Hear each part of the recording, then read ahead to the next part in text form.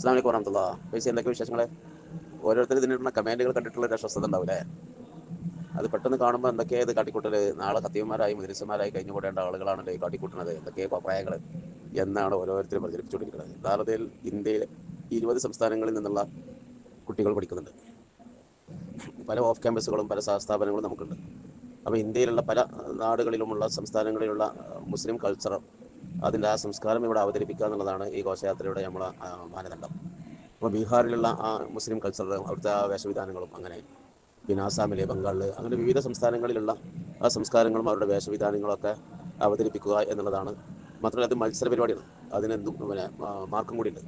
വെറും ഒരു തക്ബീറല്ലേ മുദ്രാവാക്യം വിളിച്ച് നടക്കുന്ന ഒരു ജാഥല്ല.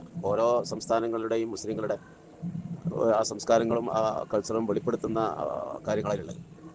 മാത്രമല്ല പിന്നെ ഇപ്പോൾ ഒരു ഒട്ടകവും കുറച്ച് അറബികളുടെ രൂപത്തിലുള്ള കുറച്ച് കുട്ടികൾ, അതെ, അത് ഇസ്ലാമിൻ്റെ പ്രബോധനത്തിന് വേണ്ടിയിട്ട് അറബികളുടെ വരവിനെ പ്രതിനിധീകരിക്കുന്ന സൂചിപ്പിക്കുന്ന കലാരൂപമാണ്. അതേപോലെ മലബാറികളുടെ ഏറ്റവും വലിയൊരു വിഷയമാണ് കളരിപ്പയറ്റ് എന്നുള്ളത്. അപ്പോൾ കളരിപ്പയറ്റ് എന്നുള്ള ഒരു അവതരണം, ഇങ്ങനെ വിവിധ സംസ്കാരങ്ങളുടെ ഒരു സമുച്ചയമാണ് ഇത്.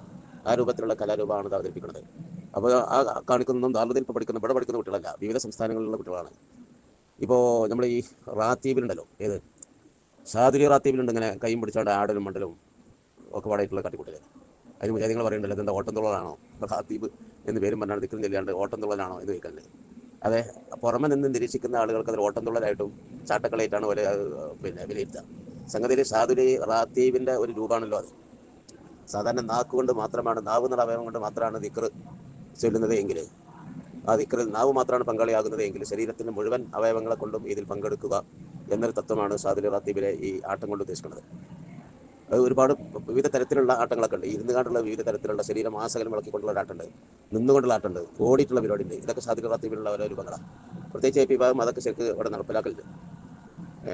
അശ്വനി ഉസ്താദിൻ്റെ ദർസുള്ള മുത്തല്ലിമീങ്ങളുടെ ആ രൂപങ്ങളൊക്കെ പിന്നെ ഒരു ക്ലിപ്പൊക്കെ അവിടെ സജീവൻ നടക്കുന്നുണ്ട്. അപ്പോൾ ഞാൻ പറഞ്ഞു, അത് പുറത്തുനിന്ന് വീക്ഷിക്കുന്ന ആളുകൾക്ക് ഇതെന്താ ഓട്ടം തുള്ളലാണോ, എന്തൊക്കെ കാട്ടിക്കൂട്ടലാണെന്ന് തോന്നും. പക്ഷേ അത് ഇന്നീ വ്യവസ്ഥ പ്രകാരമാണ് എന്നാകുമ്പോൾ നമുക്ക് ഉൾക്കൊള്ളാൻ കഴിയും. എന്നതുപോലെ ഇന്ത്യയിലെ വിവിധ സംസ്ഥാനങ്ങളിലുള്ള കലാരൂപങ്ങളും അവിടുത്തെ നാട്ടിൻ്റെ മുസ്ലിം വേഷവിധാനങ്ങളൊക്കെ ഉൾപ്പെടുത്തിയിട്ടുള്ള ഒരു ആവിഷ്കാരമാണിത്. അത് മനസ്സിലാക്കാനും ഉൾക്കൊള്ളാനും കഴിയാത്ത ആളുകളായ എന്താ ചെയ്യുക? അതോടൊപ്പം ഷറഈന് വിരുദ്ധമായ ഒന്നുമേ ഇതിൽ കാണില്ല.